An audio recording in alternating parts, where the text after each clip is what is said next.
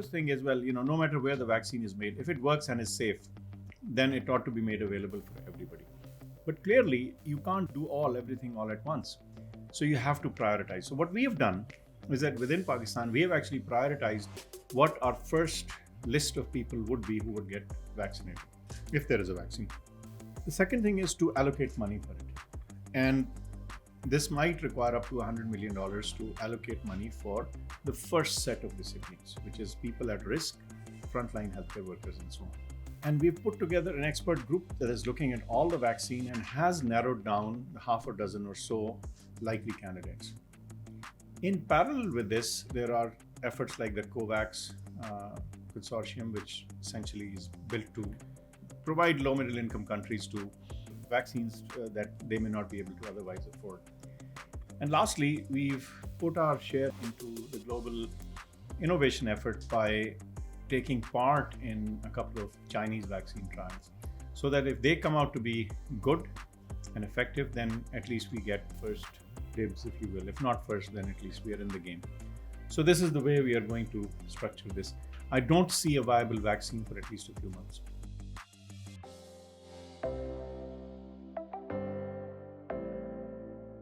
So look, most respiratory infections get worse during the winter. Simply because if there is a respiratory infection, it's going to go through your respiratory droplets or airborne, and that is easier to happen when you're in closed, huddled environments, and so that's why this so-called winter effect. Beyond any other biologic factors that may actually affect survival of the virus or your own immunity, etc., all that's in the realm of conjecture as far as this virus is concerned. But you can assume that when there is huddling, there will be greater transmission of the virus. So that, as an indirect effect of winter, I think that goes without saying. And that's certainly something that is of concern. And as you correctly mentioned, there's a little bit of a perfect storm in that as we get into winter, we have relatively recently, in the last, say, 4 weeks or 6 weeks, opened up some important sectors, which were inevitable almost. But so now we have to watch. So far, I think the educational sector has been very disciplined about it. Compared to many others, there's better compliance of the procedures that have been put out. But where I am concerned is other large gatherings, whether it is weddings, whether it is congested shopping areas, whether it's gatherings of any kind, political or otherwise. And I think those are that are concerning me, because no matter what, the virus does not respect the reason for which you're gathered. It only is bothered about the distance between one person and the other, and whether your face and respiratory secretions are stopped by a physical barrier like a mask. And so, yes, our concerns are there, and I think the next few weeks are crucial. We are already, for the last some days, putting out this risk communication that, look, if we don't do this, we may run the risk of both the disease coming up and an impact on economic activity, simply because if your hand is forced, then what do you do?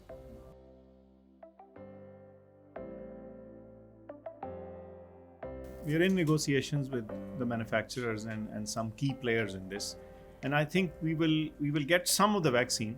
But the real risk in this is that at this point, because it's a work in progress, nobody truly knows which one of these candidate vaccines is going to be the real winner. Maybe there'll be more than one. Maybe there'll be 2 or 3 or a dozen. So we're trying to place our bets on this as well. So we've shortlisted about half a dozen, and we are in negotiations and conversation with the manufacturers of all of those to try to come to a situation where we can have the requisite number of doses, the first cycle, the first set of vaccine recipients. So we're hopeful that if and when there is a vaccine, we will be on the table in that situation. That's all you can say at this point, because nobody really knows which of these will reach the finish line.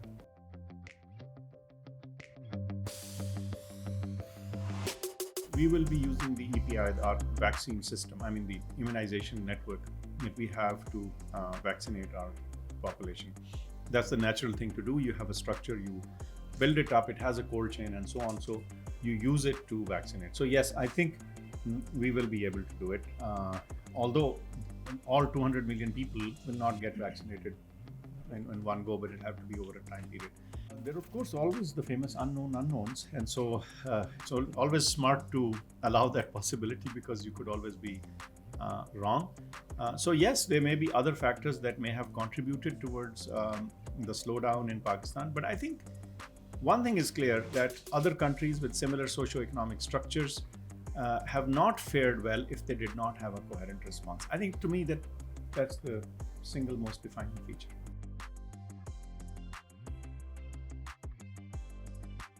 I think there's a lot of conjecture and some doom and gloom in that idea, but the fact is that we ought to be prepared for an upsurge or an uptick, some of the beginnings of which we are seeing already. So that's a given. We are prepared to the extent that we can test, we can track, we can contact trace well. We've learned that. We have our healthcare capacity ramped up to a certain number in any case, but hopefully we can go higher. It is still conceivable that with the right effort today, we may not face this kind of pandemic winter as you described. But a lot of it depends on our actions at this time. Literally, the next few weeks are crucial.